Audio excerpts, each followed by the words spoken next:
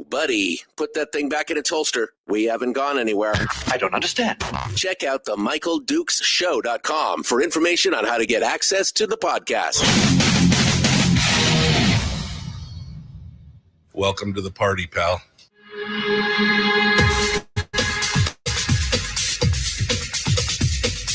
The Michael Dukes Show. The greed and the entitlement is astounding to me.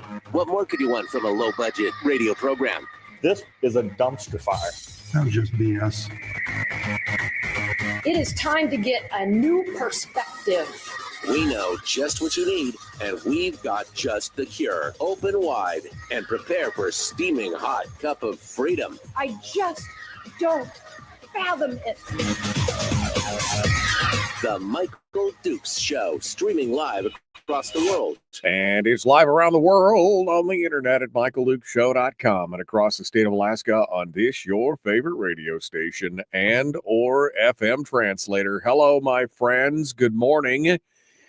Welcome to Thursday. How did we get to Thursday so quickly? I mean, like, wow. I mean, it's just like boom, and here it is. And here's Thursday. Oh man, it's been a crazy, and we're already halfway through January. Today is officially the other side of the halfway mark for January, and it's kind of cuckoo for Cocoa Puffs out here. Welcome to the program for this Thursday edition. We got some something a bit different here. We're waiting right now for our guest to join us in just a few moments or so. Rod Pyle will be coming on board here in just a minute. It's been quite a while since we talked to Rod. He is an author, a speaker, a lecturer. He's a consultant, a technical consultant. He's worked for JPL and NASA. He's worked with different movie companies on movies about space. And other things, and it's he's got quite a repertoire of under his belt, and he's going to be talking with us about space, the space race, what's happening in the local, or in the national scene for different missions, whether it's missions to the moon or the mission to Mars, so it should be a good call. I used to have Rod on all the time on my program. Oh, I don't know, 5-6 years ago, and then we both got busy doing different things and so it's been a hot minute since we've had a conversation, but I am, and always have been ever since I was a kid, fascinated with the space race and the idea of space exploration and all the things. And so, for example, watching Elon Musk just absolutely transform the space. Not to be too punny, but to transform the whole industry, the space industry, has been an amazing journey for me personally to watch that. And Rod has been he's been hip deep in watching all this stuff. He hosts a podcast with Tariq Malik, who is the editor-in-chief of Space.com. Which if you don't follow if you're kind of a space nerd and you don't follow space.com, they always have some great stories up there about some of the latest things that are going on. He's also the author of a bunch of different stuff, including books First to the Moon, Blueprints for a Battle Star, The Curiosity Rover, the missions on the moon, Golden Age, stories from the Golden Age of space exploration. He's got a bunch of stuff. You should go check it out. You can find him at pylebooks.com, Pyle, pylebooks.com, Rod Pyle.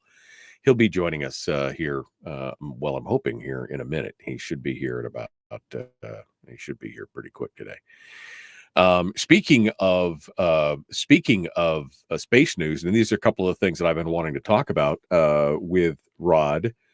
Jeff Bezos's Blue Origin just finally, after a delay from was it yesterday, day before? They had a delay of their massive New Glenn rocket, which is this thing is like 300 and something. I don't know, it's huge. It's huge. And it finally, about 6 hours ago, it launched off Cape Canaveral, and it took off, and poof, away it went. And it was he tried to do a SpaceX type return, where they wanted to return the booster to the landing, and it didn't quite stick the landing. But that's the new hotness. The new hotness is not only sending up your stuff, but having it return to be reused later. And so that's going to be a cool story to talk with Rod about. And then the brand new Starship from SpaceX, which is one of the large. This, I don't know if you've seen it. This Starship is monstrous, and it's so cool looking because it just looks so retro. It just looks like a giant lawn dart. It's just so cool. It's the biggest and most powerful rocket ever built. And it's going up now for its, I think this is the 7th launch. Yeah, 7th test flight of the Starship mega rocket. And it's going to lift off here about 4 p.m. local time. So sometime around 1 p.m. our time, it's going to go off, and you can watch it. Space.com is going to have they'll have a live feed of the launch from Texas. And of course, if you've been watching, Elon Musk was the first guy to have that secondary stage come back and land on like a pad or a floating thing.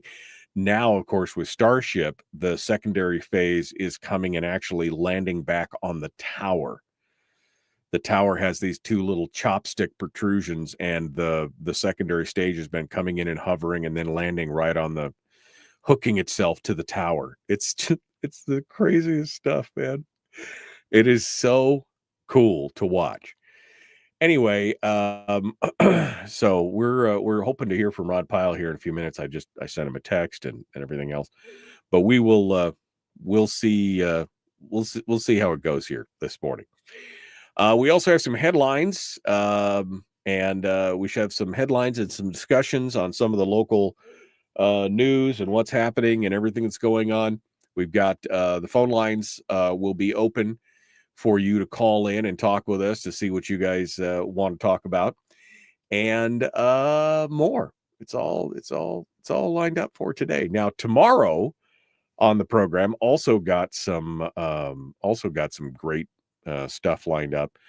Tomorrow we're going to talk with Rob Pincus from Ice Defense Training and Avidity Arms.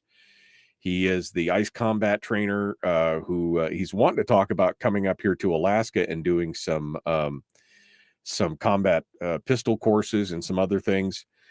He's been bugging me about that for the last couple of years, but I've been a little busy. So, but we'll talk with Rob Pincus about that tomorrow for Firearms Friday. And then, of course, we'll also have our Willie Waffle segment, etc. So that's all going to be coming up tomorrow. And then on Monday, man, I've been cracking right along here, haven't I? On Monday, we're going to be talking with 3 ladies who are coordinating these Community Connect outreach clinics that are going on the 28th of January in Fairbanks, in Kenai, and in Homer. And so we're going to talk with the 3 ladies about that in hour 2 on Monday. This big statewide and honestly, I think it's nationwide, this whole thing. And it should be a good discussion here on Monday for that. So that's kind of where things are laying out here in the next few days. I feel like I'm ahead of a game for the first time in a while. I'm a little bit ahead of the game, and we're ready to get into this and going on here. All right.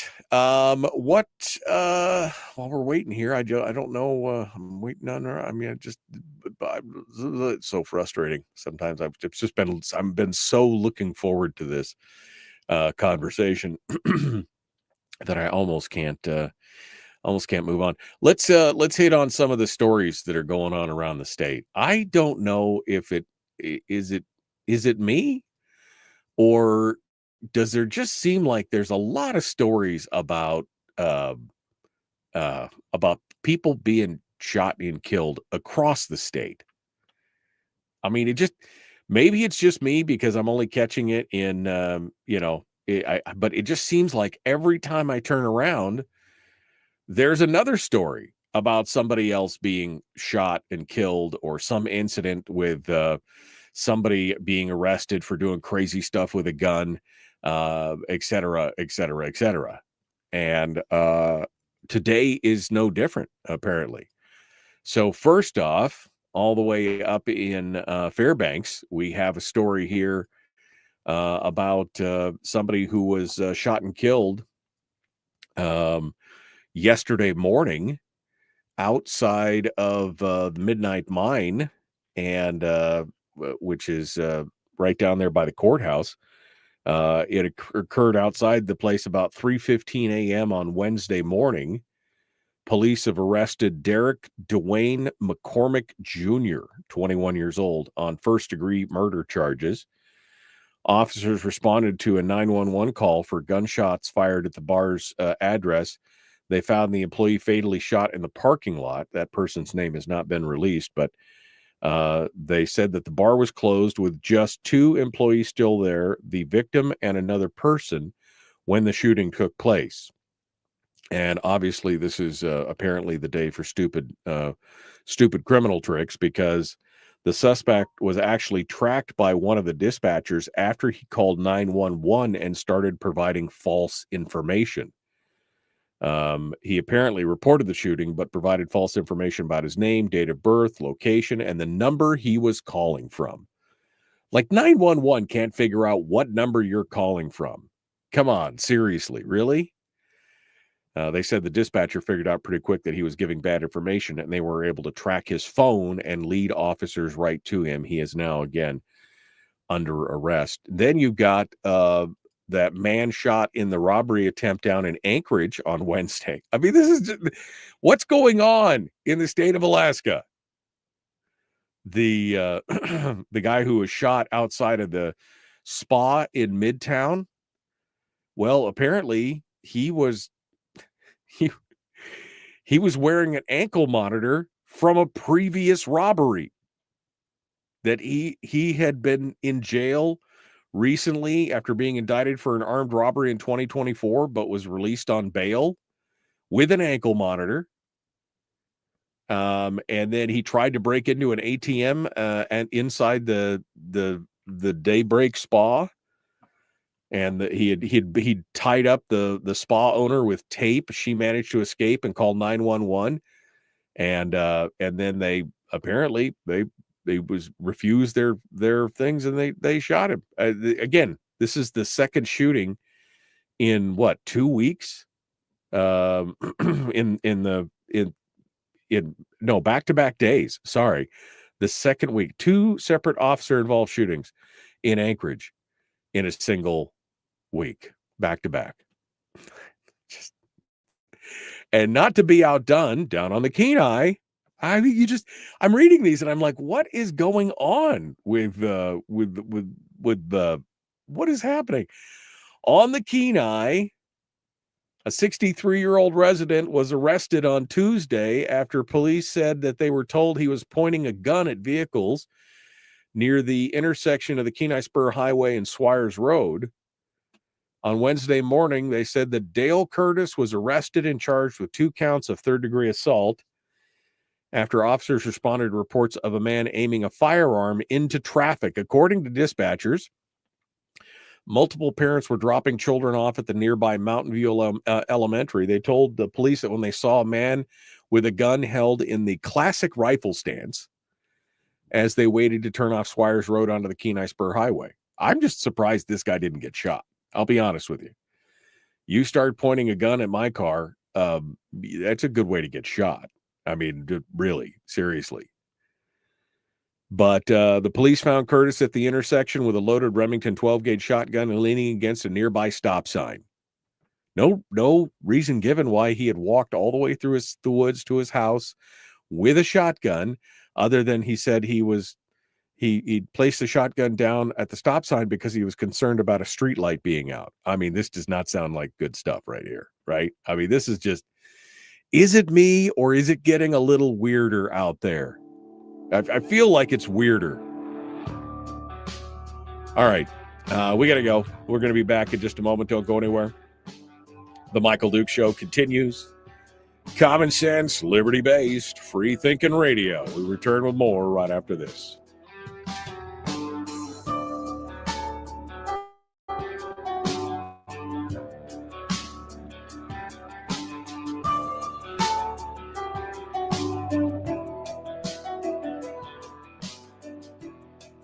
If you missed the show, you can listen to it on your time with Dukes On Demand. Oh, and it's free. Like America used to be. Streaming live every weekday morning on Facebook Live and MichaelDukesShow.com.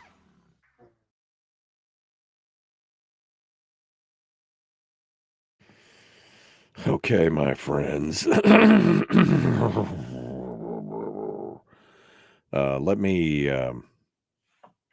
Let me double check something here, because I don't know why Rod is usually just Johnny on the spot here. So let me see what's going on here. 6. All right, you guys talk amongst yourself for a second while I make a phone call to make sure I'm not missing anything, huh? Just talk amongst yourself for just a second here. I'll be right back.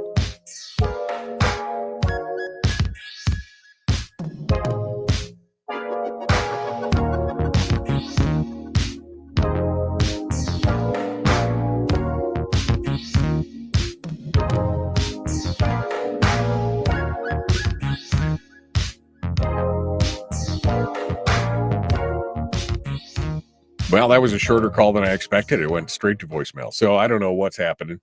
I just talked to him on Tuesday. So we'll see.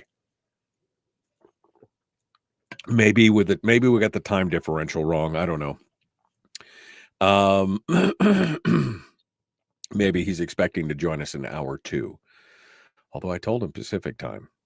That time zone stuff is really messes you up sometimes, right? I mean, what a bummer. All right, let's go over here. Rick said he sent me a picture of Starship this morning. I'll have to I'll check it out. All right, I'm scrolling backwards here. What's going on? What's happening with you people? Good morning. Anthony caught the new mega flu cold virus thing. I feel you. I've been stuffy for days, but I mean, I just feel good. Work, eat, sleep, repeat. Are you living my life, Bill? Is that what are you living my life? Did you rub my lamp? Did you come down here? Yeah, I'm looking forward to it. Let's see. Ask him about the large object that this is Bill asking me to ask Rob. Ask him about this large object that is a suspected craft headed straight towards the Earth and expected to arrive in 2 years, spotted by Hubble. Well, I don't know what that is. I have to look at that. Anthony DeAngelis says, once we figure out the logistics of getting materials and labor into space to build spacecraft, it's going to be real interesting. Everything we're building now has to be built at Earth gravity and pressure, but if you can assemble a ship in space, core designs become way easier. I mean, yeah, that's what they talk about. If they could bring an asteroid, a small asteroid, mineable down near, at one of the Lagrange points or something, or if they could find a way to mine the materials out there, that's when, I mean, all the science fiction writers and the physicists and everybody else theorize that'll change the game. When they start building orbital manufactories. That will change the whole game as far as space exploration and everything else, because you're right. It's getting the materials and it's getting the stuff up into orbit that is the toughest part as far as that goes. And the amount of energy it requires to take a single pound of something out into, I mean, it's monumental. But if we still start building things out there, yeah, that would be a game changer. Absolutely game changer.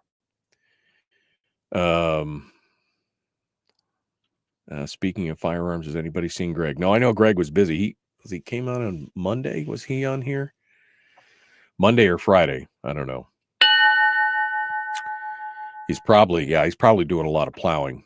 Good morning.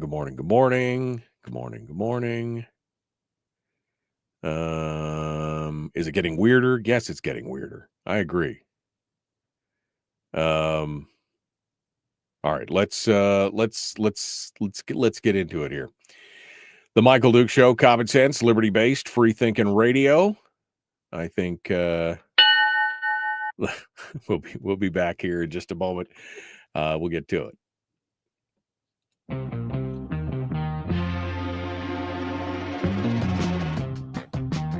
The Michael Duke Show. Seriously humorous with a pinch of intellect.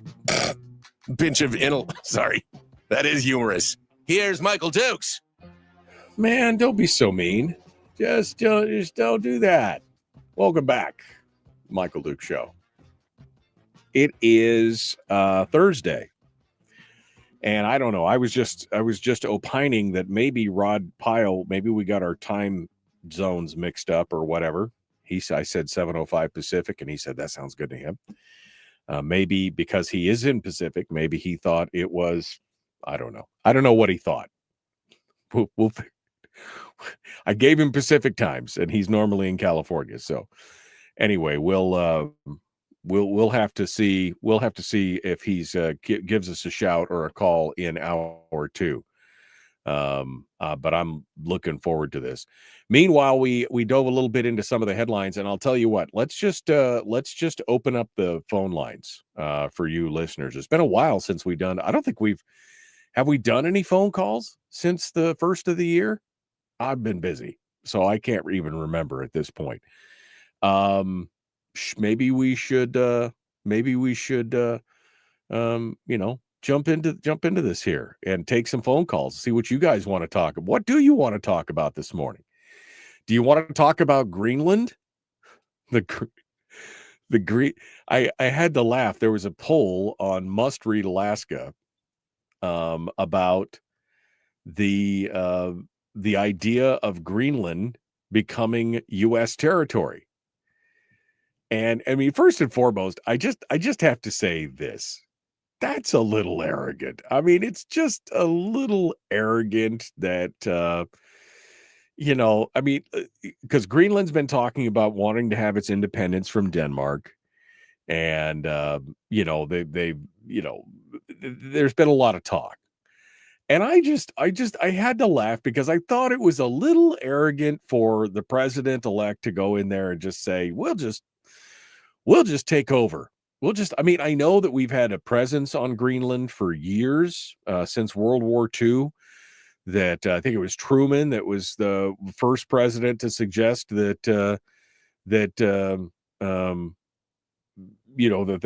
or not the first president, but the latest president, Secretary of State Seward wanted to buy Greenland in 1867. President Andrew Johnson considered it, as did President William Taft. So it's not like this is necessarily a new idea, but I always just think it's arrogant. It was like, we'll just take you over. We'll just come on in. You'll become a part of, I just thought maybe it'd be nice to give them a choice on that. I don't know.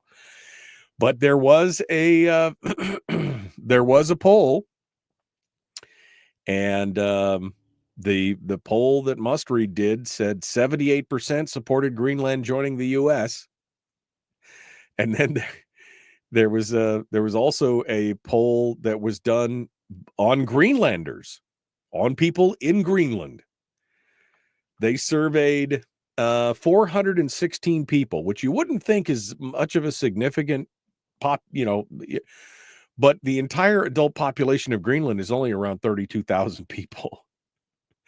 So they've got about as many people as downtown Fairbanks, on their whole country.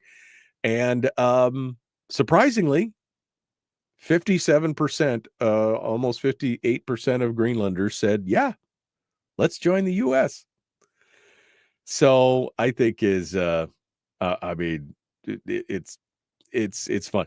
But again, it might be a good idea from a strategic point, but again, we have already got bases there. So why do we really need to, why buy the cow when you can have the milk for free? Right? That kind of thing. Why do we need, because, if they did become a U.S. territory, or I don't know what they'd become, a protectorate, what would they become? I don't even know. But whatever it is, we're on the hook for whatever it is. Now we're on the hook for the monies.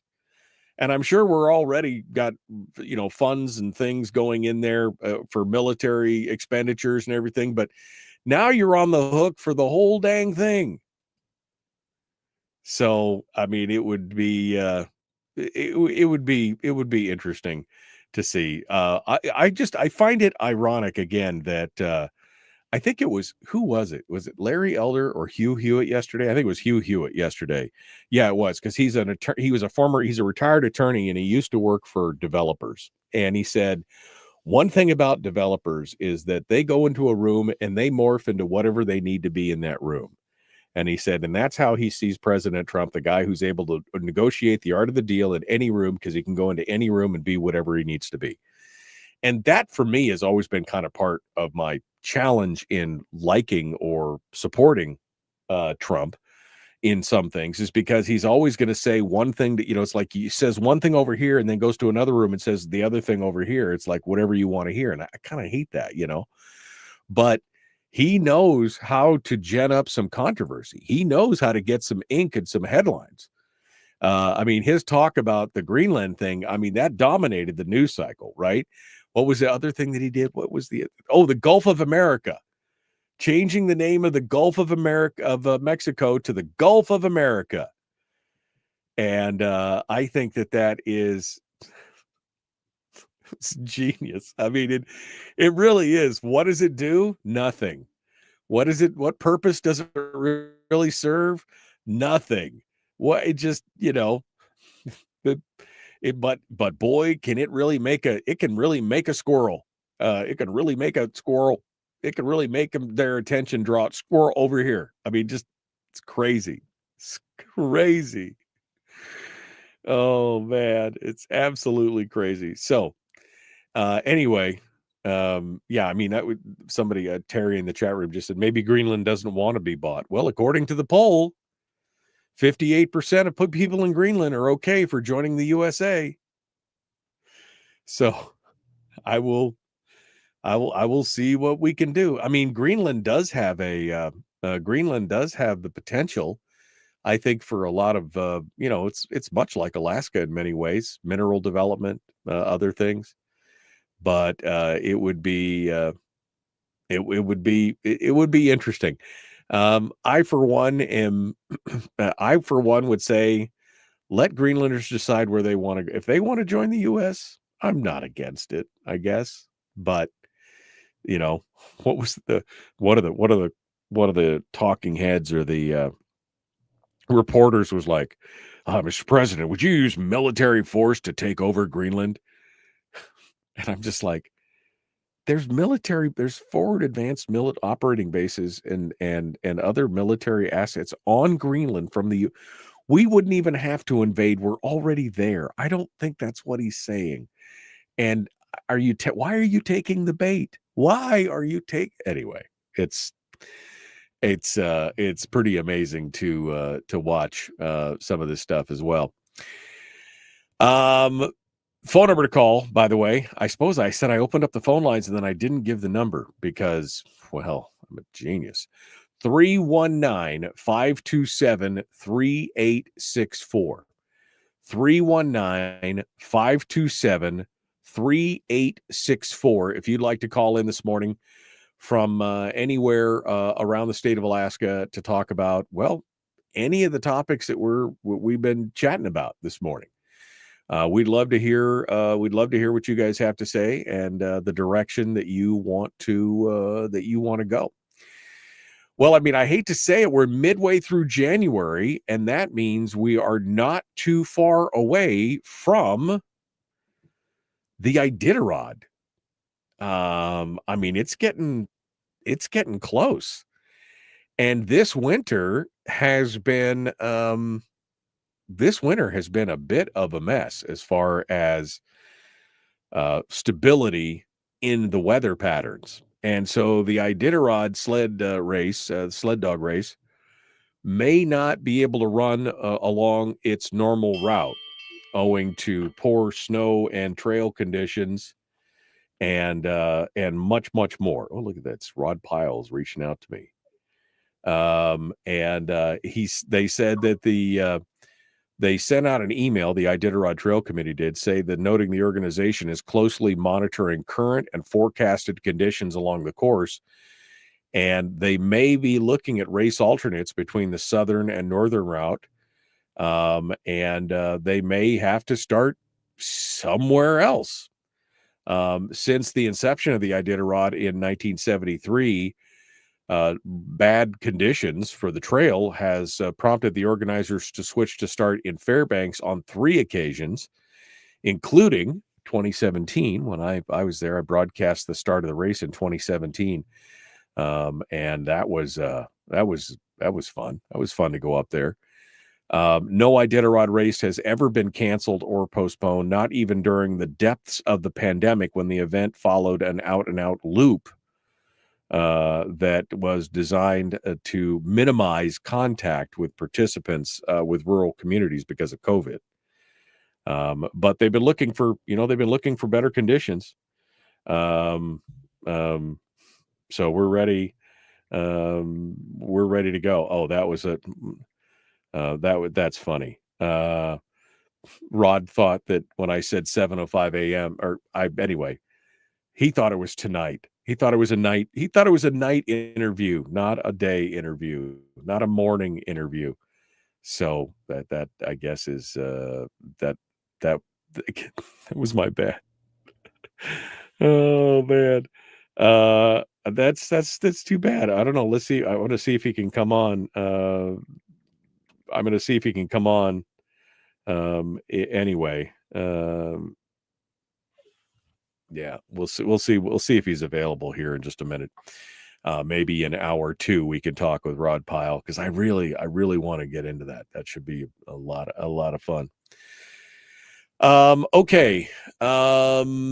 So what was that? The Iditarod, we talked about that. So we don't know exactly what's going to happen, but they're keeping an eye on it. They're going to make a final determination on the route by February the 3rd, according to their spokesperson. And but I mean, the last couple races it's been the last of the couple of the other races, the classic races had some really hard times. The Copper Basin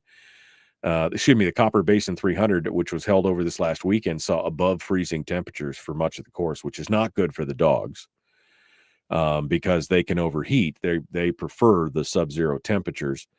And a lot of areas, river ice is not firm. And I mean, it's a concern for sure. So we'll know more on February 3rd on that. Okay. I guess we'll continue on here in just a minute. We're coming up on the break, and so I won't try and shoehorn something else in there. We'll be back. Don't go anywhere. The Michael Duke Show continues. I guess I'll talk to Rod here in a few minutes and see if we can shoehorn him in an hour or two, maybe. I mean, I'm okay. But the phone lines are open, 319-527-3864. You feel like you want to call up and change the conversation to something else? Let's do it. All right, back with more right after this.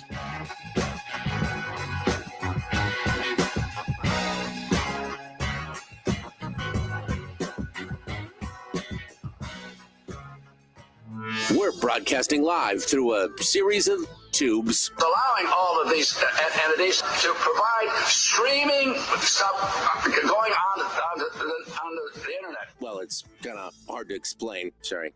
Streaming live every weekday morning on Facebook Live and MichaelDukesShow.com.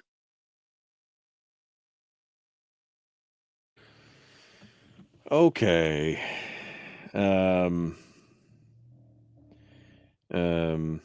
Let's see here. Let me see what he says.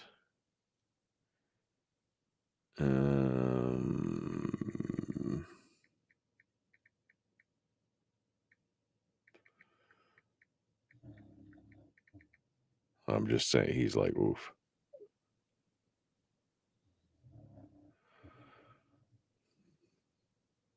I got everybody all hyped up about this space thing, and then, oh, man.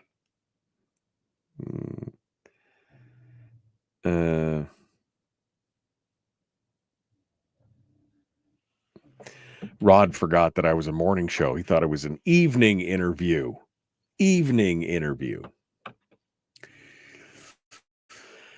Okay.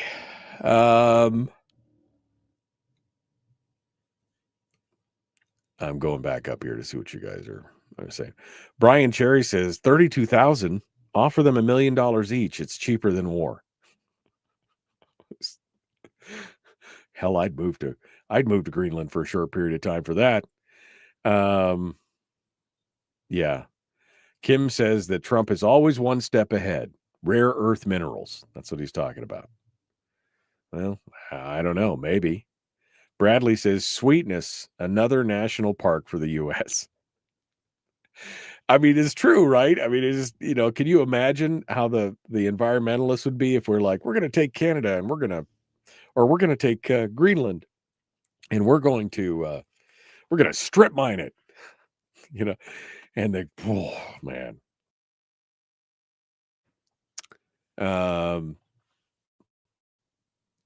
Just set them up a permanent fund, says Rick. And Richie said, when I say the president says things that really kind of serve no purpose, he says it does serve a purpose. It elevates the blood pressure of the village idiots that hyperventilate anytime the president-elect speaks a word. The media idiots, the rest of us laugh at them. Oh, man. All right. So no Rod today. Oh, I'm so bummed, man. I've been looking forward to this for 2 days. Yeah.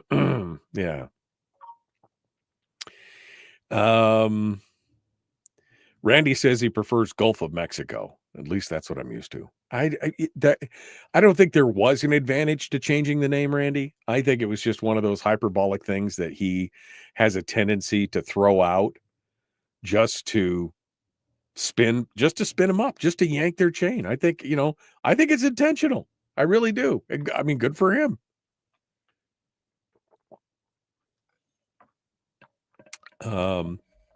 Yeah, that's right. I forgot. He also made the comment about changing Denali, the name of the mountain Denali, back to McKinley. I don't know. Yeah. Let's see. How about a school openings report? Well, as far as I know, all the schools are open today. And everything's running on time. I have not received an email or a message from anybody about any of that.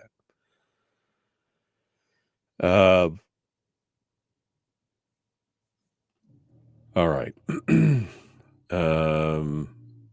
The Michael Duke Show Greenland edition. Welcome to the party, pal. Welcome to the party, pal. That's what I'm saying. Emailed you a supercomputer story short. Okay, let me break out the email. Rick has been prolific this morning in sending stories out here I would much rather talk about SpaceX and everything else. What's this? Oh, this is the new the new Starship. That's a great shot. Thank you. AI just built the biggest AI supercomputer in just 122 days. What? I mean, that won't end well. right? I could just tell you right now that that's not going to end well. An AI building an AI supercomputer. You want the Terminator? That's how we get the Terminator.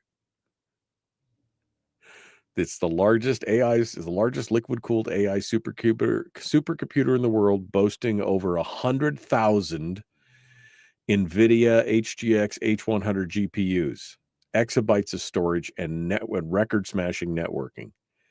It went from an empty shell to operational in 122 days. Using next-gen liquid cooling, 800 gigabit Ethernet switches. I'm a little concerned. I just have to say that right now. Come with me if you want to live. Come with me if you. Sarah Connor, I'm just a little concerned about that. All right, let's get to it. Here we go. The Michael Duke Show, Common Sense Radio.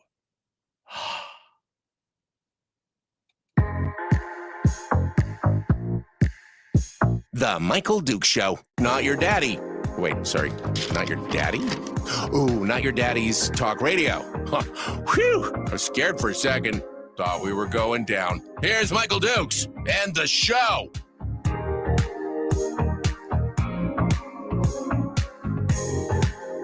Okay. So I got it all hashed out with Rod Pyle. The problem was when I said 7:05 or 8:05 Pacific time, I didn't put 7:05 a.m. or 8:05 a.m. He thought it was going to be an evening interview. He's like, Michael, I thought it was tonight. Oh man. Okay, so we're rescheduling with Rod Pyle, which is a bummer. Because I was really looking forward to some stories about space. But we can do it on our own. We can talk about some of this stuff, and because that's what I've been looking at here the last day or so. Was looking at that, and then Rick sent me this news story here, which I mean it's a brand new story. AI's XAI Colossus. That's the name of a XAI. X small x big AI. XAI's Colossus is the largest liquid-cooled AI supercomputer in the world. It's made up of 100,000 NVIDIA HGX H100 GPUs, they use these video cards as processing units because they're so fast and they've got 100,000 graphics cards, essentially, graphic processing units. And 100,000 of them. It's built in Memphis, Tennessee, and it went from an empty shell to fully operational in 122 days. It powering XAI's Grok with 3.6 terabit bandwidths per server. Terabit. And 400 gigabit Bluefield Super NIC cards, which is this thing has. Okay, so I'm sorry, I'm probably talking technobabble to a lot of you, but you have to realize that most home internet routers, you're lucky if most of them are a gigabit, right? 1 gigabit. Some of them now are getting into the 2 gigabit, 2.5 gigabit range, but you're talking about 1 gigabit, right? This place is running on 800 gigabit Ethernet switches. Dual cluster network for CPUs and GPUs. I mean, all I can do is I'm looking at this and all I can think of is, you want the Terminator? This is how you get the Terminator. You have an AI build and design the biggest AI supercomputer ever. And then they build it in 122 days. And in another 122 days, then the machines will rise. That's what will happen. The machines will come with me if you want to live. I mean, that's what it's going to be like.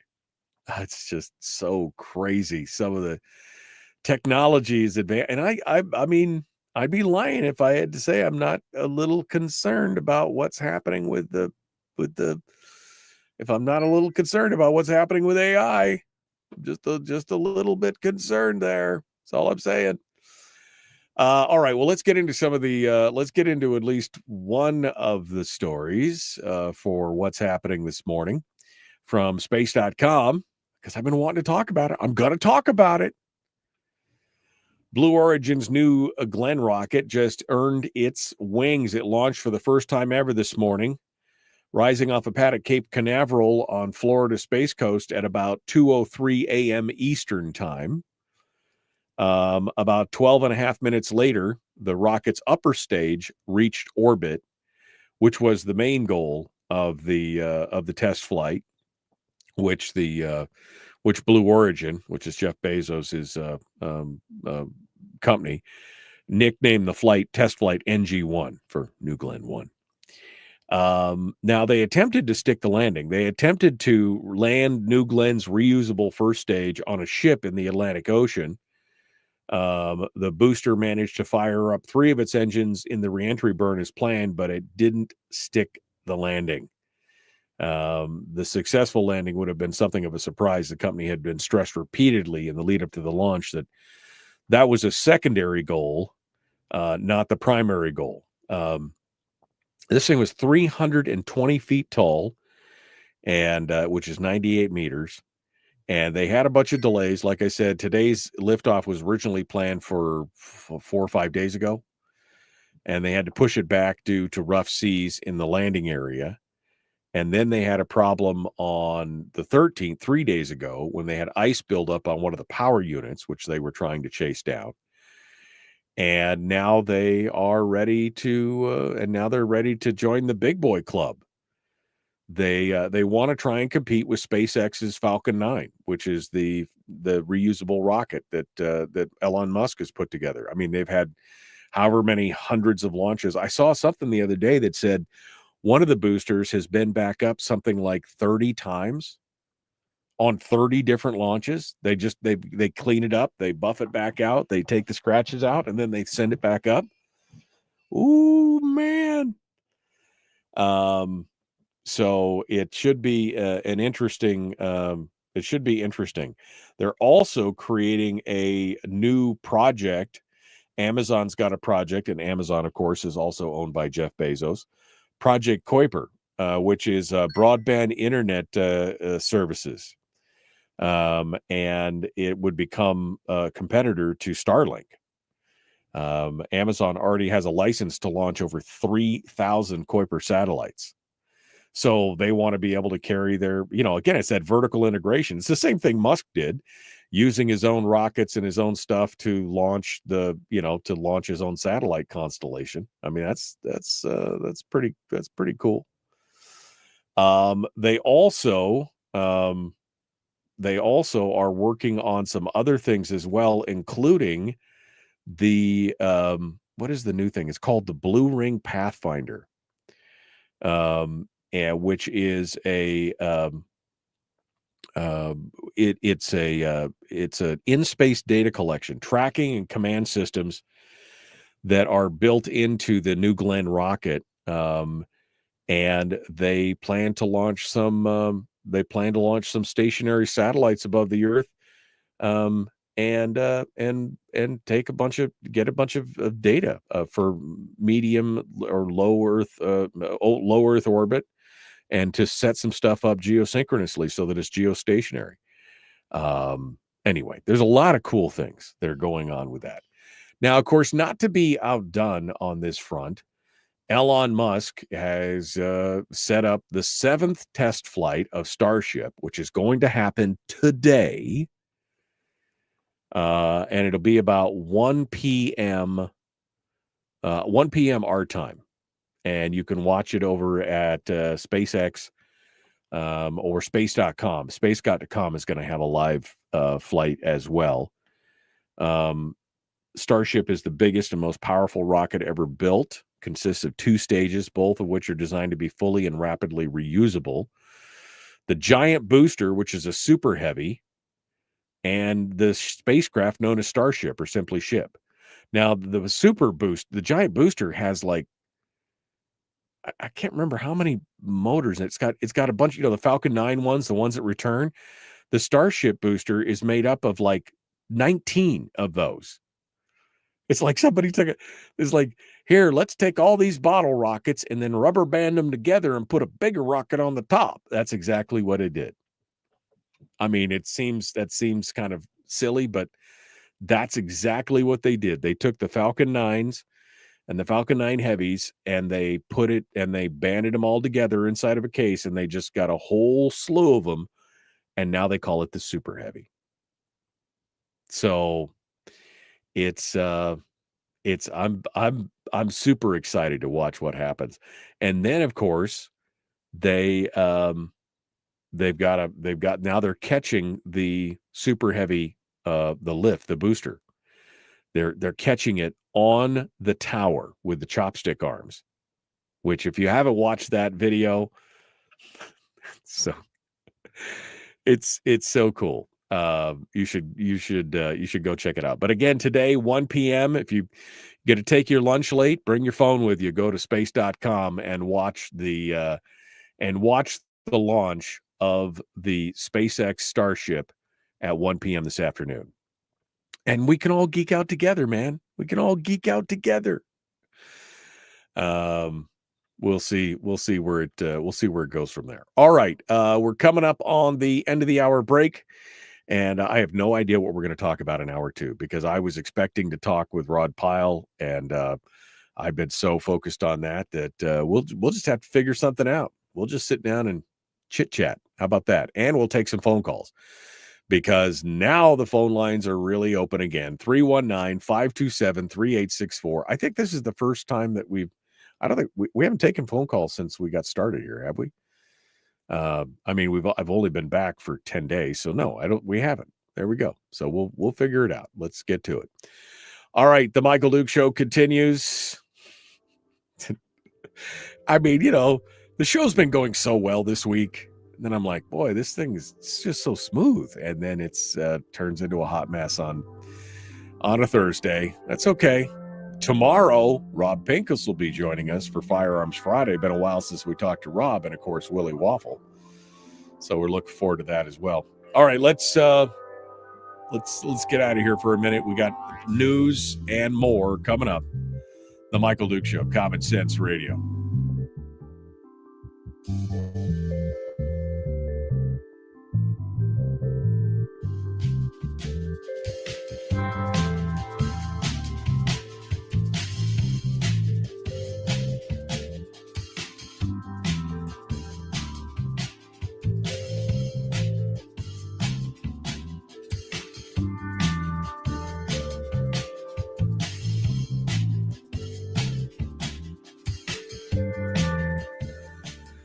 Okay.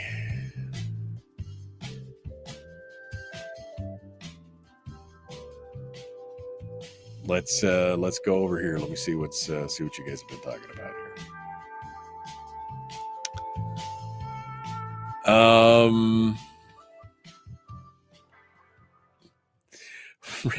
Richie, I'm not complaining. I don't know. I think Richie thinks that I'm trying to take the president to task or something.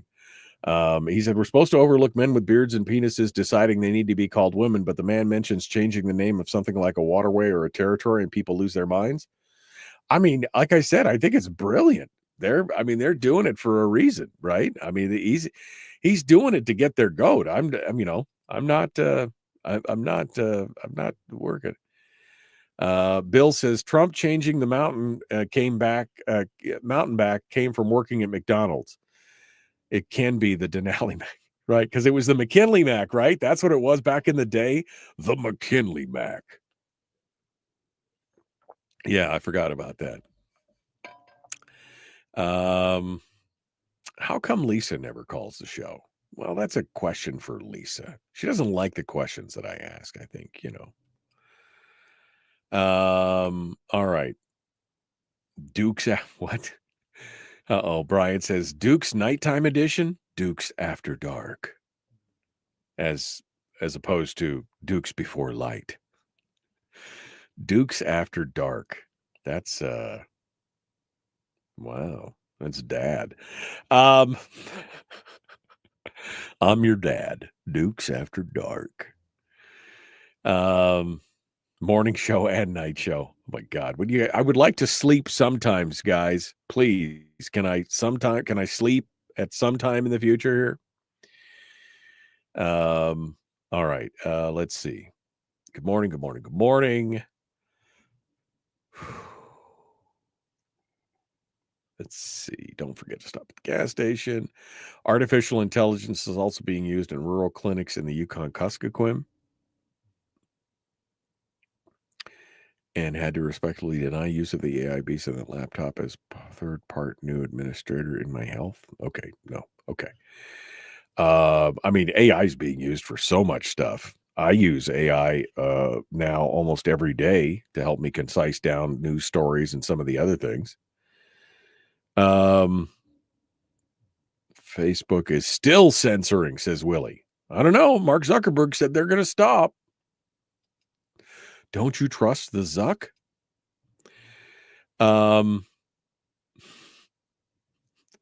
Pete says, how about trading Denmark, Puerto Rico for Greenland? I don't think they do. I don't think they want. No. Okay. 33. Thank you, Rick. I thought it may have been undershooting. I thought it was near 30, but I thought, no, maybe it was 19. Each Raptor rocket engine produces twice as much thrust as all 4 engines on a 747. Each one. And there's 33 of them. 33 of them. Oof, man. And I think Elon said that they can add about 3 more meters to the booster before they have to go to a larger diameter. Oh, I just love it. I just love it. Love it. We're all in the Matrix. You want to watch a freaky video about that? You want to watch a freaky video about we're all in the Matrix, about the whole idea that, because it's the simulation hypothesis. Ooh. The simulation hypothesis that we're all living in a simulation, right? The Y-Files has a video on that on YouTube. The Y-Files on YouTube's the simulation. I guess I'll just get the link for you. How about that? YouTube simulation hypothesis. I'll get you the link here, and you guys can watch it. It is crazy. Simulation hypothesis. Okay. This is one of my favorite channels to watch when I have what? There we go. Right here. I found it. I love this. This channel. It's super entertaining, and we have a really. Skip it. Oh my gosh! Don't play that. Do not play that. Okay, I'm going to copy the link for you guys. Here you guys go. I suggest if you've got some time and you like space and craziness and you're a fan of Coast to Coast or whatever else, I recommend you go over here and you follow and subscribe to this channel. The Y-Files. So much fun stuff in there. So much fun stuff. It's so entertaining. The last year and a half, Terry and I sometimes we'd watch 1 or 2 episodes, 3 episodes a week sometimes with this guy, and they're super fun. The Y-Files. Go check it out. Always something interesting and entertaining on there. And I love the host, AJ Gentile. I love it. So anyway, we're all in the Matrix. Go look at it. All right, we got to go here. We're going to jump into it here. It's time to get ready for hour 2, for which I'm not ready for. Although I do have a phone call, so I guess we'll take that phone call right at the top of the show. Maybe it'll gen up some interest. I don't know. We'll see where we go from here. The Michael Duke Show, Common Sense, Liberty Based, Free Thinking Radio.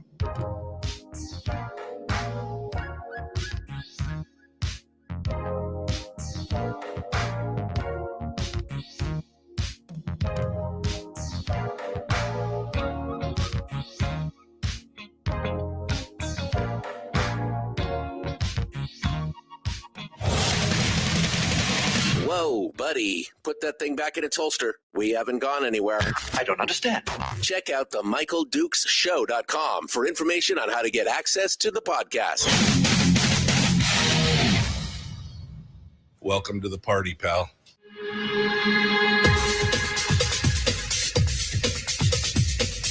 The Michael Dukes Show. The greed and the entitlement is astounding to me. What more could you want from a low-budget radio program? This is a dumpster fire. That was just BS. It is time to get a new perspective. We know just what you need, and we've got just the cure. Open wide and prepare for a steaming hot cup of freedom. I just don't fathom it. The Michael Dukes Show, streaming live across the world. Live around the world on the internet at michaeldukeshow.com and across the state of Alaska on this, your favorite radio station and or FM translator. Hello, my friends. How are you doing today? Are you ready to go for hour 2 of this Thursday? I'm a little, I'll be honest with you, if you're just joining us, I am a little disappointed today because I was really looking forward to our guest last hour, Rod Pyle, who was supposed to be with us, but I failed to put AM on the time thing, and he thought it was an evening interview, and so we're going to have to reschedule it, which, I mean, life is full of disappointments, right? What's the Princess Bride? Life is pain. Anyone who says something different is selling something.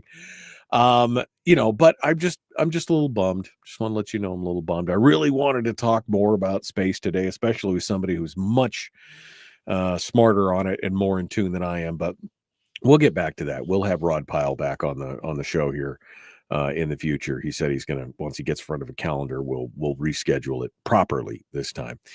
But that leaves hour 2 wide open for any form of discussion or topic that you guys want to talk about. And so I've opened up the phone lines at 319-527-3864. 319-527-3864. And I'm getting ready to take phone calls and see what you guys have to say. So I don't really have, there's a couple more local stories that we could get into, but nothing that's super bleeding edge. So if you want to sound off, now's the time to do it. Let's get over here to the phones, and we'll start off with this caller over here who held on through the news. We'll start here. Good morning. Who's this? Where are you calling from? Hey, morning, Mike. This is Henry Alderbeer, working out there in Alaska. Hello, Henry. What's on your mind today, sir? Hey, Natasha about Imhoff, I remember her. They were taking public comments, and she was on the finance committee, and I kind of got her mad. I said, look at you.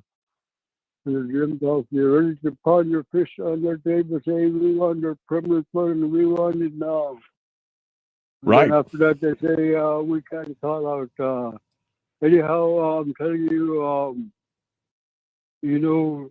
Congressman Begich and Rick Dollar, they're both pointing out that a lot of foreigners are showing up. And I remember when Nick was on, maybe getting back on and asking if he's going to go along with President Trump's plan to fix this problem of states, and he's going to work with the governor or ask the governor if he's going to stop bringing in all these foreigners. And is the governor going to work with? You're talking about just Henry. Just Claire. Anyhow, that's something to talk about, Mike. We are being invaded, man. We're being invaded, and I've heard you say this, and I've heard a few other people say this. We're being invaded, and something about the governor is allowing. Is it illegals? Is it just foreigners? Is it foreign visas? Is it? Oh, Mike. They had in the news Wainwright. That missing base, they had drones over it too. We should honor to somewhere fighting drone or something. Over the village of Wainwright? With all them illegals, there were a lot of military age men there. And something bad might be about to happen. We need to be ready. Are You you know, are you they ta- should bring back the Alaskan Territorial Guard. You know, when Alaska was invaded. You know, because they take over our government and they control all agencies weaponized against us. You okay? know, Well, I mean, we see it now. You see the new crop of board members, committee members right. making decisions for our health You're kind and pushing that back. That all right. doesn't work. All right, hold on, Henry. You're kind of hopping around on me here. So I was trying to talk about. So first, I know you just said drones over Wainwright, and I'm assuming you're talking about the village of Wainwright, not Fort Wainwright, because they'd probably shoot him down over Fort Wainwright. But I wanted to go back to what you were saying about this invasion, because you've said that several times. I know you've called in and you've mentioned it in the chat room as well. And you're asserting that the governor is bringing in or allowing to be brought in. Are they illegals? Or are they foreign nationals who are, for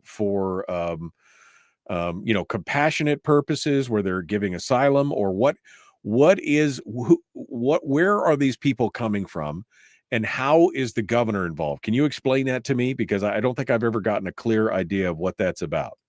Okay, by giving grants to NGOs, he's working with the drug cartels and human traffickers. They get a lot of money, but President Trump is going to cut off money to NGOs who are doing that. They're working with like the caliphate. And look, it's not only me saying that. Okay, Henry. President Donald said there's 10,000 illegals and 60,000 non-citizens. That's almost a third of the Russian population. And just ask the governor how much is enough, Okay. All right, I will. I will ask next time I talk to the governor. I will ask him about this specifically, Henry. 10,000 and 60,000 is 70,000, which is not a third of Alaska's population.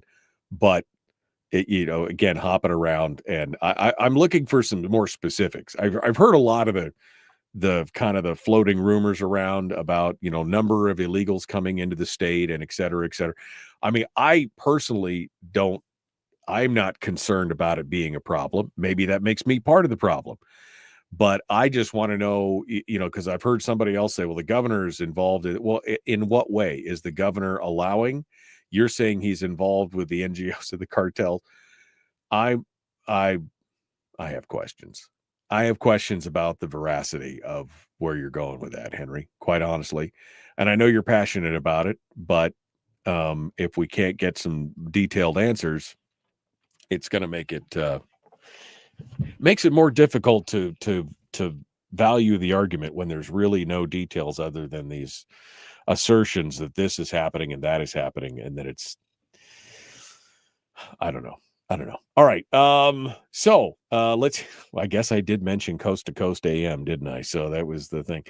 319-527-3864. 319-527-3864. If you'd like to sound off this morning. I mean, maybe we could buy Greenland and then send all of them to Greenland. Send all of the illegals to Greenland. Maybe that would be the answer. I mean, maybe that's what we should. Maybe that's what we should do. Is send them all over there. I don't know.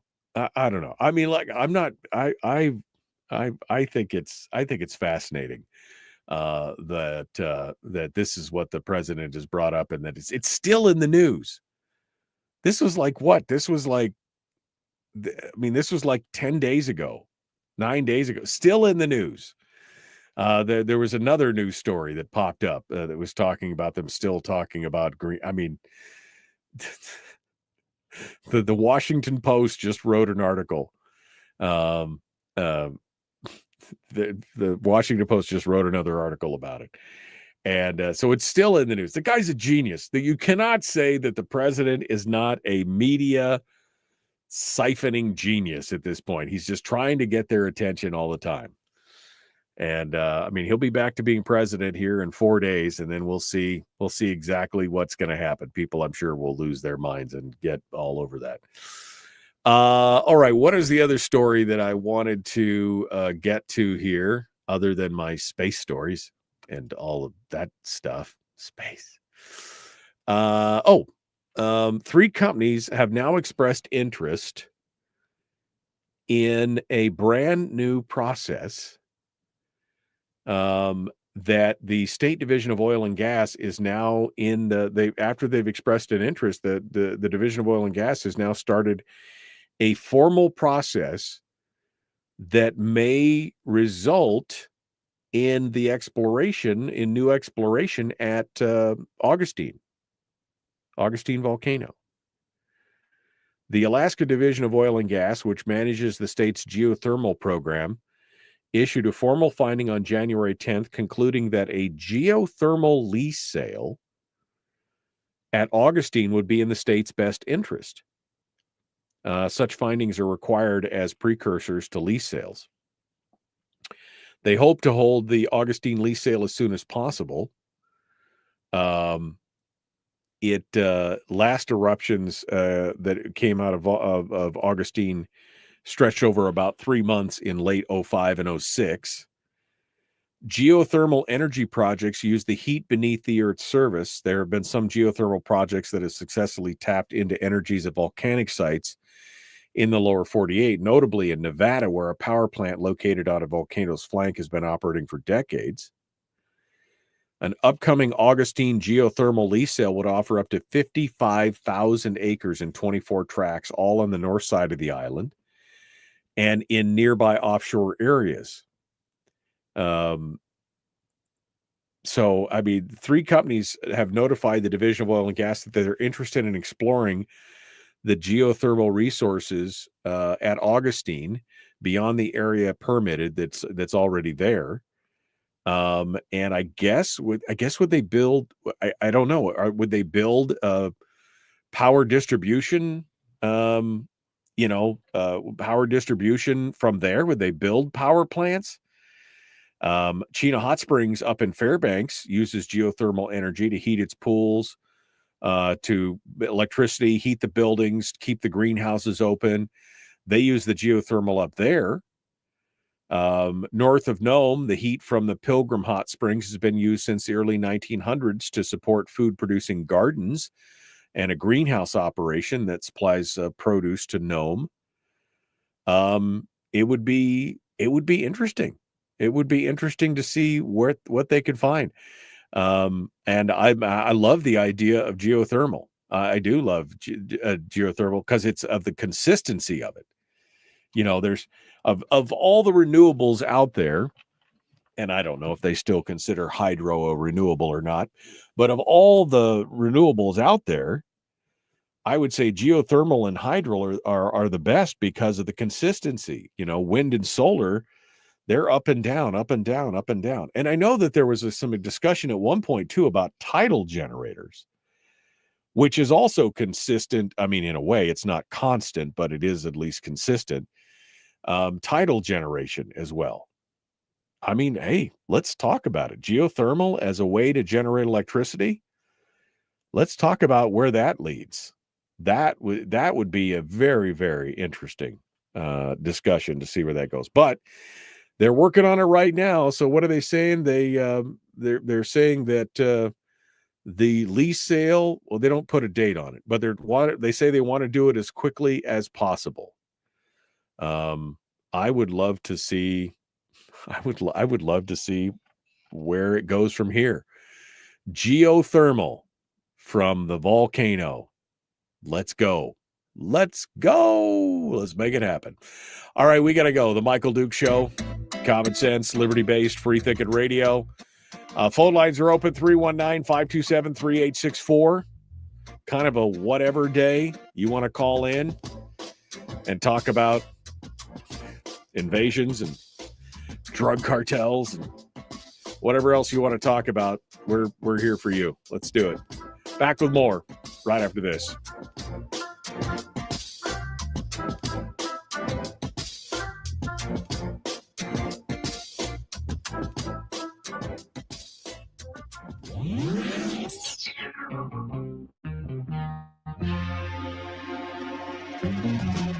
running on 100% pure beard power. Oh, also some coffee. We dip our beard in coffee. Ha, nice beard. The Michael Dukes Show.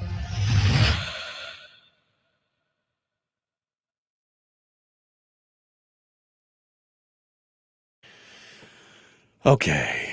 All right. What's happening? What's going on? Let's see. I'm scrolling backwards here. 22 below in Fairbanks and my truck is not plugged in. Well, come on. You just started it, right? It'll be happening. Okay. I'm scrolling through here.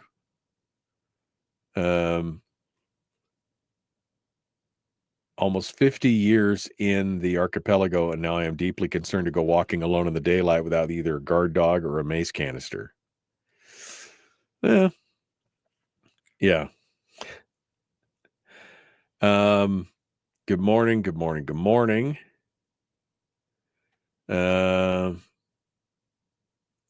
Let's see. There voted to disband, go to the late night show. Harold says a geothermal lease sale near a volcano. That's the dumbest idea in world history. Except for they've been operating a geothermal thing in Nevada on a volcano for decades. So probably not as dumb as you think it is. I mean, because, it worked. A geothermal program in Naknek destroyed the electric utility, said Brian. Yeah, I don't know anything about the production of electricity utilizing geothermal other than,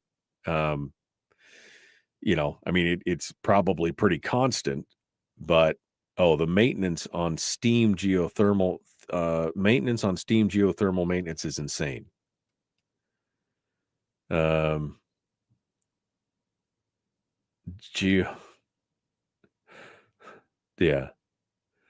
The geological formations near Chena Hot Springs would be a start. Well, yeah, they're already using it up there. They're already using geothermal up there. I was just talking about that to run the whole resort. They're doing everything up there on their own.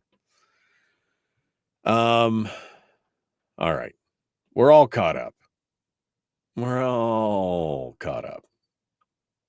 Destroyed it financially, not physically. It didn't destroy the utility physically, financially. It destroyed it.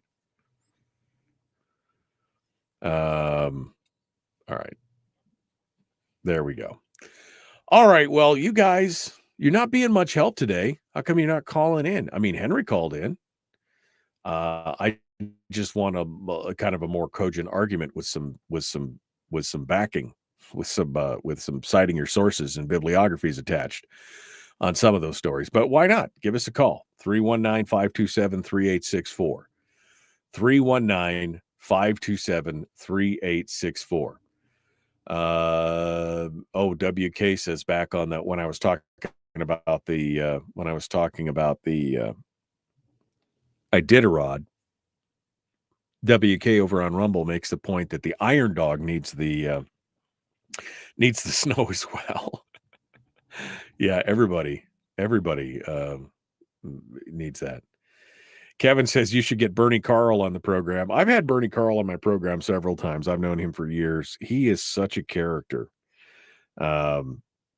He's an interesting cat. I like him. He is very much the consummate entrepreneur.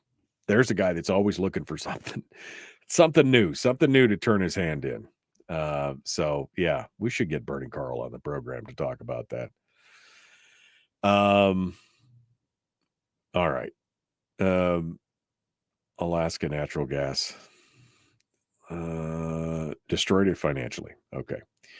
All right. Well, we're all caught up here. I'm just randomly reading words at this point. Let's continue on. The Michael Dukes Show, common sense, liberty-based, free thinking radio. I see that Joel has joined the phone call. He just called us in, so we're going to jump into that. Don't go anywhere. Again, don't forget tomorrow. I can't believe tomorrow's Friday already. Rob Pincus will be joining us from Avidity Arms, ice training, and more. We're going to talk with him. The Michael Duke Show, common sense, liberty-based, free-thinking radio. Let's do this thing. Here we go.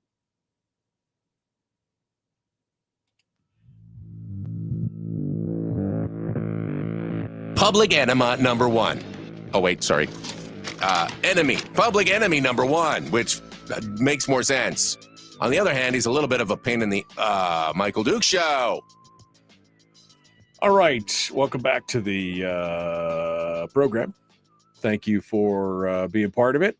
Hour 2 continues.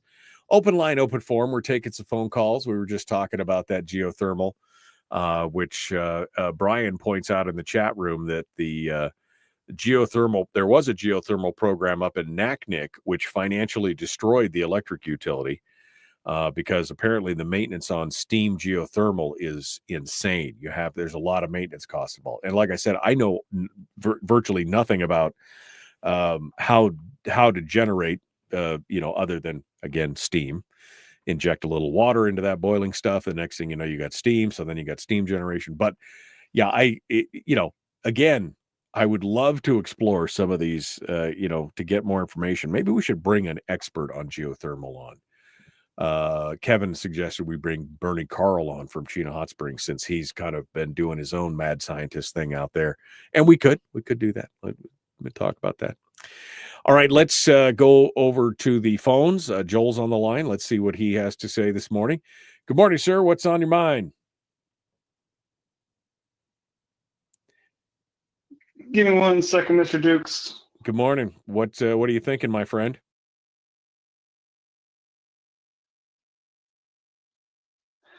I have a little bit of a scoop for you. I don't know if you heard about this situation in Anchorage with the liberals that let out this criminal, and then he went on to re-offend.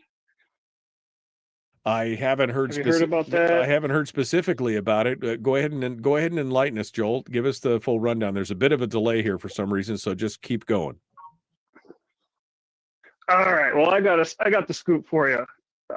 When I was a kid, I may have dated this lady, and let me just say she was not loyal.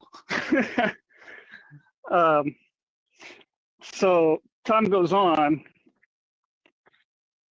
That was high school. I met a couple of people. I met this guy named Connor Stefano.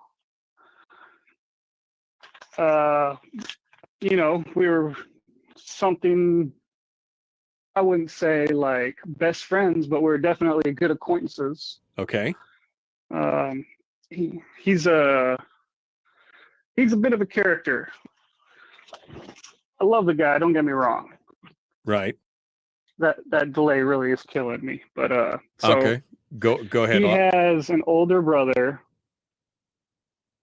And from the best I've been able to tell, there's been sort of a coercion situation going on with his brother where, he's like deathly afraid of him, and,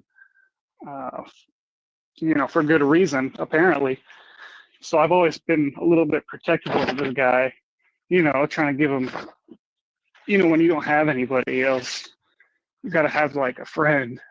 Right. Where you can, kind of see outside your own little world.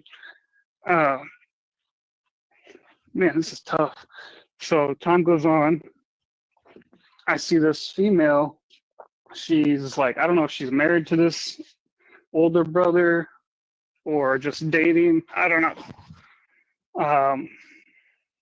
But I know for a fact, there's a loyalty issue there. Right. So, right. And this Stefano, just for clarification, Joel, this Stefano is you're talking about the shooting that took place earlier the week, where the defendant Trevor Stefano is accused of shooting an Anchorage attorney at his home. Is that the one that you're talking about? That is correct. Okay. So I don't know what happens. Trevor goes to jail. I think it's for murdering someone, and he serves like 14 years, And when I'm a kid, I'm like, oh, I'm never going to have to deal with this guy again. 14 years, 30 years, never going to see him again. Which puts, my friend kind of in a precarious situation. I don't talk to these people. I just know them from high school. Get me? Right. But, right. So I guess now that they're dating, she starts seeing someone else and ends up filing a restraining order against Trevor, and that someone else happens to be this lawyer. Oh. Well, this lawyer, his mother, I believe his mother or one of his good friends is, may or may not be one of my tenants that I serve. And she is a caretaker for this lawyer's kids sometimes because he's a single dad and he suffers from the affliction of blindness. And so I've always had like a big heart for these kids. They're like the best kids ever. I got to take them to school sometimes, and they like to wear my sunglasses, and they're great kids, So I kind of was staking this. I didn't realize everything that's going on. Obviously, I'm just some guy that works here. So I guess what happened is the liberals like lobby to let this guy out of jail. Like they actively go out of their way. That Tobin character, Loki Tobin, right? She lobbies to get this violent guy out of prison. Okay. So what does he do? Crime of passion, revenge, attempted murder. He shoots this dude all up is in his arm. Didn't even get him center mass, mind you. Right. Which leads me to another point. How did a felon get a gun? Oh my goodness. No, he's not supposed to have a gun, right? He's not supposed to have it. Yeah, so, and just for there's gun laws. How could he violate those gun laws? This is insane. Man, this feels like an episode of Jerry Springer, Joel. But I mean, it really is kind of weird because you're talking about this Stefano, and I didn't really talk about this shooting this morning but this is the one that happened earlier in the week. He'd been convicted of murder in 2009, and he's been out on parole since 2021. So the guy's been out on parole for 3 years, and then he shows up at this house and apparently shoots this attorney. His house is also his law office. And yeah, so this sounds like, again, an episode of As the World Turns, but I guess this is small town Alaska, right? I mean, where all of a sudden you realize everybody involved. Well, yeah, these are all actual Alaskans, like the old time, not the new people that moved in and call us colonizers, but the actual Alaskans, which is the only reason I know them. I don't choose my friends all the time. Yeah. But I gotta say, I am praying for both parties. I do hear the lawyer is not in the hospital anymore. I think he's on recovery. Yeah, no, it was not non-life threatening. But I'm still going to be praying for the Stefano son because I love the mother. Yeah. All right, Joel. Well, thanks for giving us, like I said, the Jerry Springer backstory on this whole thing. This is some crazy stuff. I appreciate you calling in and being part of it today. Thank you very much. 319-527-386. I mean, literally, we'll talk about anything today. I mean, but again, this goes back to what I was saying earlier. Is it me, or are things just getting a little crazy around the state of Alaska? I mean, every day there's something to do with some new shooting in Anchorage. There was the guy just got killed in Fairbanks outside the Midnight Mine on yesterday morning. Another shooting that took place. This guy was obviously not a mental giant either, the guy who did it, because he called into 911 and started providing all kinds of false information, including his own phone number that he was calling from. And they tracked him down and arrested him for that one. And then down on the Kenai, police arrested a guy who was down by Mountain View Elementary School on the Kenai Spur Highway, apparently waving a shotgun around and pointing a shotgun at vehicles in traffic waiting to turn into the school. I mean, is it a full moon? Is that it? Is it? I have to check. Is it the full moon? It's not Friday the 13th, right? I mean, so what is going on in Alaska? I just don't remember seeing this number of stories with this kind of madness going on all over the place. And then down here in Homer, of course, since I've been here, we had the guy that shot up the clinic and the vet center, and then somebody tried to burn down. I mean, I don't know. People, man, people, it is weird out there. It is weird out there, going crazy. So it's going to be it'll be interesting to see. All right, 319-527-3864. 319-527-3864. Terry just said in the chat room, yes, it's a full moon. Maybe that's it. Maybe I don't normally believe in astrology, but maybe for today we'll just say it must be the full moon. That's what's driving all this lunacy, because of the lunatics from the lunar position. Sorry. Oh, okay. Anyway, let's go back over here to the headlines. Was there anything new here that I missed that I wanted to get in? Just other than the fact that this other guy that got shot, I mentioned it earlier in the last hour, but I should mention this other story. The police department yesterday shot a man during a botched robbery on January the 7th, but they confirmed yesterday that he was wearing an ankle monitor at the time. An ankle monitor. Aren't you supposed to be tracking where these people are? I mean, and generally speaking, when you're wearing an ankle monitor, aren't you not supposed to be going around? I don't know. Maybe you have free reign. Maybe you have total and complete free reign, and I just didn't know about it. All right, let's go over to the phones one more time. Oh, hey, it's CC. Hello, Mr. Campo. How are you, sir? What's going on? Hey, Mike, how are you doing? Good, and good, Mr. my Campo friend. was my dad, but thanks. Yeah. What's happened? Hey, I've got I just wanted to let folks know on Monday, the 20th, we're having an inauguration party breakfast over at Fender's down there, the old Los Amigos. We're going to have a fun time over there. We're just it's between 7 and 10. There'll be a buffet breakfast, or you can order off the menu. But just want people to go out and kind of celebrate a breath of fresh air, maybe a little change in attitude, and so stop by. Even if you don't have much time, you can stop between 7 and 8, 8 and 9, 9 and 10, whatever. But we're gonna have the inauguration on all the big screens, and just enjoy. Like I said, getting together with some supporters and just have some fun. Celebrate the morning breakfast inaugural. Okay, so a morning breakfast inaugural on Monday the 20th down at Fender's on South Cushman. That should be fun, man. That should be a good deal. All right.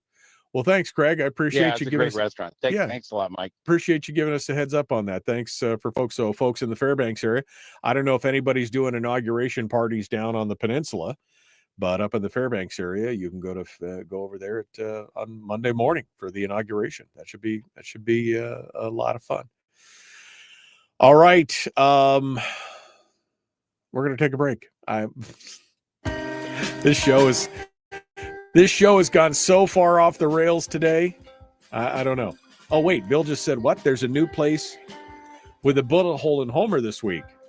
Was there? I missed that story. Not surprising, but I mean, weird. Let's proceed ahead. Back with more. The Michael Duke Show. Common sense, liberty-based, free thinking radio.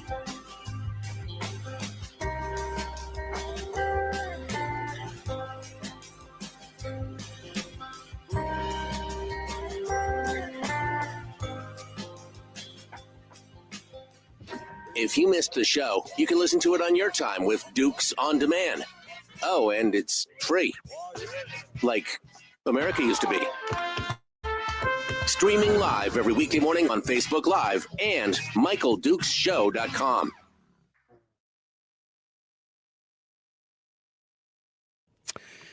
Well, it's crazy time. Crazy time. What do we got here? I thought we were doing science, says Harold. Did you know space is expanding faster than the speed of light? That is one of the biggest conundrums. That how did the Big Bang and all that kind of stuff, how did the universe form if I mean it would have to be faster than the speed of light. And that comes back to the Alcubierre discussion about bending space around itself and actually taking space with it. Therefore, it's not busting the relativity theorem about how that's how it expanded faster than the speed of light.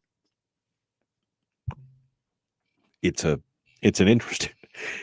interesting stuff. I'm super excited about. I want to talk about that kind of stuff. I love space. I love that pseudoscience. Alaska Hardy, Steve DeCour is the owner, and made a post about it. Okay, we'll check that out. Smoked smelt omelets. That's what they're offering at the inauguration. Fresh from California, smoked smelt omelets. Yeah, I do read a little occasionally. I do read a little, Harold, I know. Alaska Hardy is the place where the bullet showed up. Made a post about it on Facebook. Okay. I'll have to check it out, but yeah. I'd open a restaurant called the Bullet Hole if I had any restaurant skills. I mean, the Bullet Hole. I don't know if that would be. I'm trying to think of a way to spin that from an advertising perspective into something clever. And I don't have any. I can't this morning. I can't come up with anything on the restaurant called the Bullet Hole. How would you better than a hole in the head? No, I mean, I don't even know. How would you, this show has gone so far off the rails today. I'm just trying to think, how would you market that? You'll never be hungry again at the Bullet. No, you got that hole in your belly, we'll fill it. I mean, I'm trying to think here. I mean, how could the Bullet Hole? I mean, I could see naming a restaurant the Pie Hole, right? But the Bullet Hole, how do you, I don't even know.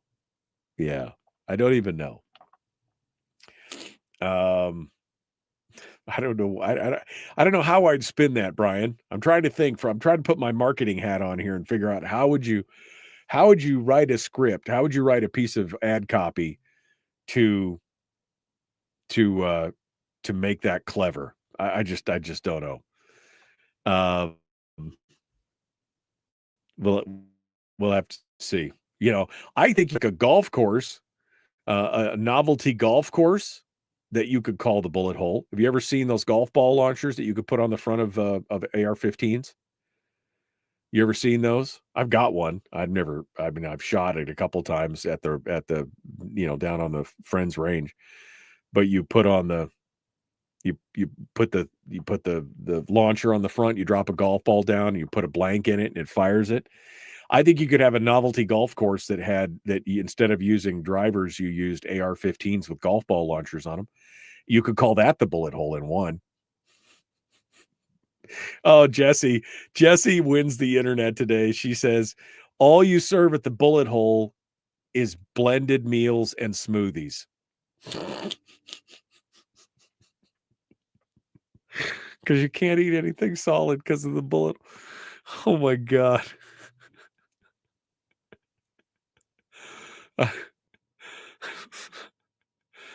Oh man. That would be all you could do is blended meals and smoothies. That would be perfect. Miguel said you could make a a restaurant and a gun range in one. Call it the bullet hole. That would make sense, I guess. But again, I don't know. I don't know.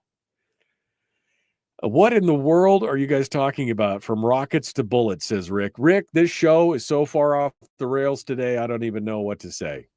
We're just gonna continue ahead. Just gonna continue ahead. I've got another story that I can get into, but I'm just, it's one of those things. What are you gonna do? All right. Here we go. The Michael Duke Show. Common sense, liberty-based, free-thinking radio. Like, share, subscribe, ring the bell, do all those things, you savages. We need a pan full of Bering Sea fried smelt, huge and tasty. I mean, I love me some fried fish. I love me some fried fish. I'm all about it. Let's do it. All right, here we go. Getting back into it.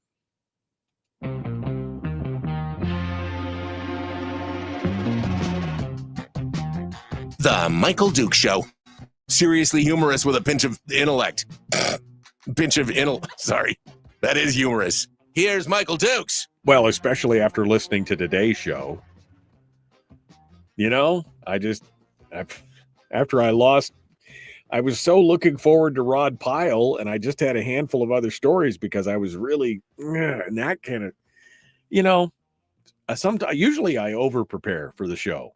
Today, I was like a kid in a candy store wanting to get into all the space talk with Rod Pyle, and I messed it up, baby. Well, they can't all be Oscar nominees, right? They can't all be Oscar nominees. All right, well, let's get back to some of the other discussions. What was one of the other stories that I wanted to get into? This is interesting. There's a story Yerith Rosen over at the Alaska Beacon talks about this new study that came out. It was surveys and interviews conducted by the University of Alaska Anchorage. And it finds that Alaskans are willing to pay more for produce that is homegrown. Alaska grocery shoppers on average were willing to pay $1.90 extra for a head of lettuce if it was labeled as Alaskan grown. Now, I don't know about you, but I'm looking for the produce that looks the best. At some point, if I need a head of lettuce or, some broccoli or I don't know, whatever, you fill in the blank, whatever it was that I needed, some kind of produce, I'm looking for the produce that looks the best, because at this point, it almost like it doesn't matter what you're paying. I just need to get the fresh produce that's going to last longer than from me taking it to my car and going home. I feel like in some cases, when we moved down from Fairbanks to Wasilla, that was one of my biggest misconceptions. Is I was like, oh man, Fairbanks, the produce is, kind of iffy sometimes. So it sure will be nice to get down towards Wasilla, where I'm sure the produce down there is much better. And then I got down to Wasilla and realized, oh, they're trucking this stuff up through Canada, and it's actually hitting Fairbanks first and getting to Wasilla, because we bought some produce and put it in like a day and a half later, it was dead and rotten. And I'm like, okay, wait, that's just so. Again, I guess not surprising that average Alaskans are willing to pay more if it was labeled grown in Alaska, but I really not looking at the label. I'm just looking for how does it look? And yeah, I mean, I do like buying local produce, but usually that's the reason that I'm buying local produce is because it looks better than anything else. Anyway, apparently there's a whole study going on, surveys finding that people are willing to buy locally grown stuff, and especially if it's labeled Alaska grown. And that apparently is a whole thing from the Division of Agriculture. They've got an annual challenge. They call it the Alaska Grown $5 Challenge Program. It encourages residents to spend at least $5 a week on locally grown food. This is all part of that whole food sustainability thing, which we've been talking about on and off here for the last year and a half or so. I mean, it sure would be nice to have a lot more local sustainability in food. But I don't think that we're going to go back to where, back to the good old days of, the Matsu being the breadbasket of Alaska, and, all the dairy herds being in Matsu and in Delta and all that kind of stuff. And, most of our food being produced, it's just not going to, we're part of that whole global economy thing again. And it just makes it harder. It's the same, quite honestly, it's the same argument over the Alaska LNG. I mean, I sure would love to have Alaska LNG ready and available at my fingertips, but the financial aspect of it just doesn't work. And at this point, that's kind of where we are at in in food security. I love to buy local produce. We do farmers markets. We do the produce section of the stores where they've got the local Alaska vendor stuff. We do buy that. I mean, it happens. But it's just not, there's not the demand. There's not enough people in the state to cause the demand for us to be able to really make a go at having our own food sustainability to where we can generate enough food on our own to feed the people who are here. And this story just made me, think about it, because they talk about the supply chain. They talk about, the majority of Alaska's food is imported, and supply chain supply chain disruptions and natural disasters. And if we could create a stronger local food system to improve the resilience, it would help. Yes, I agree. It would help in a lot of ways. And I do buy, local meats. I do buy, we try to do some of that stuff. But let's face it, sometimes you're not going to do that, or maybe you can't afford that. Anyway, it should be it's an interesting discussion. This whole food security issue is an interesting discussion. I tried to get somebody from the Food Security Task Force on the program here. And we ended up talking to Andrew Jensen from the governor's office, because nobody who was on the actual task force wanted to come by and talk about it. And so they put Andrew Jensen on, and we talked in kind of vague generalities about it, which is a little frustrating, because, again, from a preparedness standpoint, from a standpoint of somebody who wants to be kind of prepped and ready for anything, having some food security in the state makes sense. I would never expect us to go full on, we'll be fully self-sustainable, we don't need what they do. We don't need to import any food. I just don't think that that's realistic from a monetary and economic standpoint. Again, just like the Alaska LNG kind of thing. But I would like to see a little bit more sustainability in those things. So maybe if that's something that you're interested in talking about, maybe I should reach out again, because that was about 8-9 months ago, maybe 10 months ago, that we interviewed, we talked about food sustainability. If that's something that you're interested in, shoot me an email.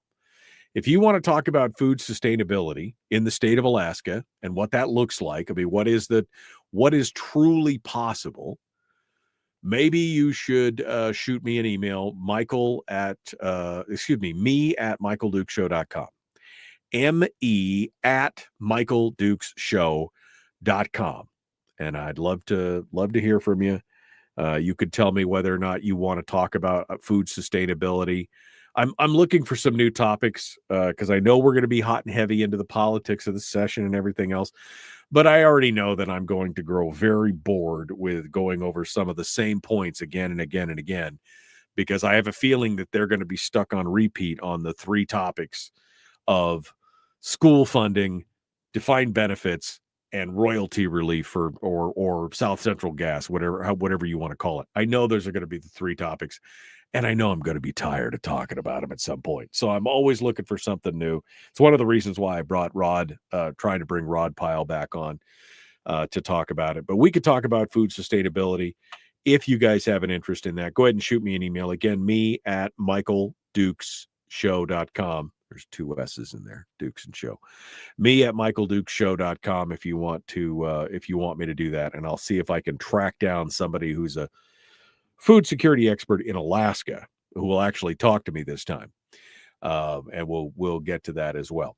Coming up on tomorrow's program, we're going to be talking with Rob Pincus. Rob Pincus from Avidity Arms, from ICE combat training. He was the Personal Defense Network. He does the PDN World Tour, where he goes out and trains military, law enforcement, private citizens, and he does that around the world. He's also, again, one of the creators and founders of Avidity Arms. They've got their brand new pistol out that he wants to talk about as well. And I'm sure we could talk about SHOT Show. We're gonna have a lot of discussions on Friday with Rob Pincus, and then of course we'll also be finishing up the show with our friend Willie Waffle next Friday. Man, I am so far ahead at this point. Next Friday, David Codria from Firearms News, from the War on Guns blog, and from the firearmsnews.com and Guns Magazine. He's a writer for all those different outlets. He's going to be joining us next Friday. And then this Monday, we're going to be talking with the three of the ladies, Jody Stewart, Bryn Butler, and Dorotha Ferraro, about the Community Connect event, which is happening on the 28th. We're going to talk with them on Monday. See, look, I've got a bunch of stuff already lined out. I feel like I accomplished something after this train wreck of a show today. All right, final things here for folks who are down on the peninsula. If you're listening to us this morning on KPEN,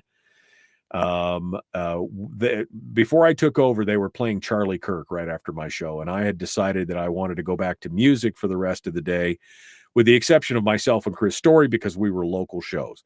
But a lot of you have been complaining about it. A lot of people have been calling in. So we have a poll up on our Facebook page, facebook.com/ChetFM. If you want to go take a look at that poll and tell us whether or not you want Charlie Kirk to return from 8 to 11. And then we go back to music. If you want to just go right to music, you can do that. Otherwise, go vote. I'm taking the poll for about a week. We're going to make a decision on this. So if you're listening to us on translators out in the other areas, you can do that as well. Facebook.com/ChetFM.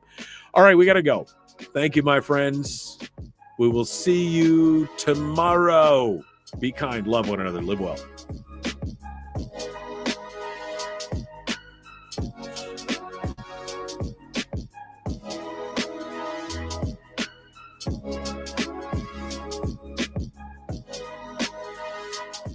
Okay. All right.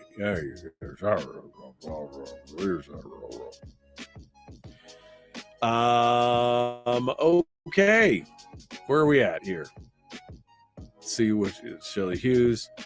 Call Shelley Hughes. She's leading the program. Yeah.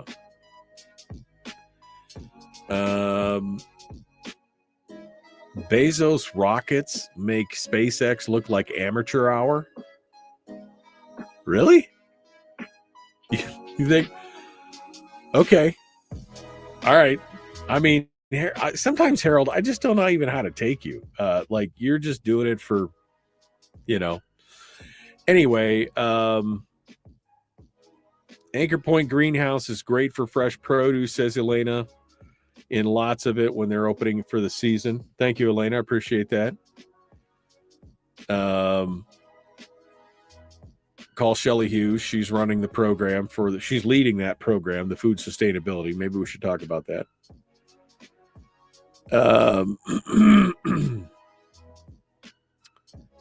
Scrolling through here. All right. Space Guy's rescheduled. Yeah, we're working on it right now. We're working on Space Guy being rescheduled. And that will be here soon. So we'll doing that. All right. I'm going to be watching the launch at 1 p.m. So it should be fun. All right. Yeah, I know Bezos launched last night. You're not paying attention, are you? The Starship Heavy launch number 7 is going on at 1 o'clock this afternoon. I've already seen the Bezos launch. I'm waiting for Starship. That's what I'm waiting for. All right. Thanks. I'll see you guys tomorrow. Have a great day.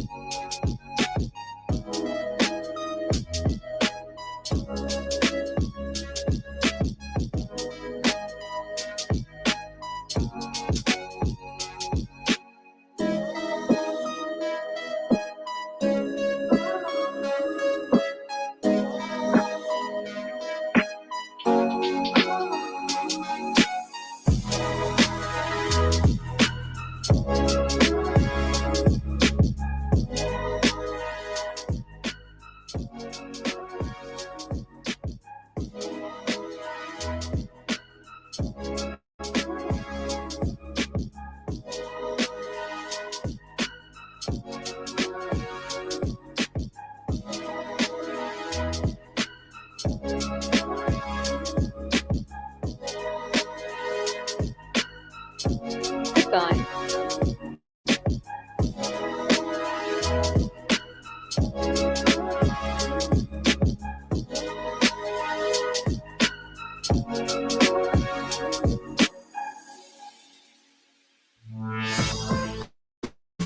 We've shed our terrestrial radio skin, and now we are slimy lizard internet people. It's the Michael Duke Show.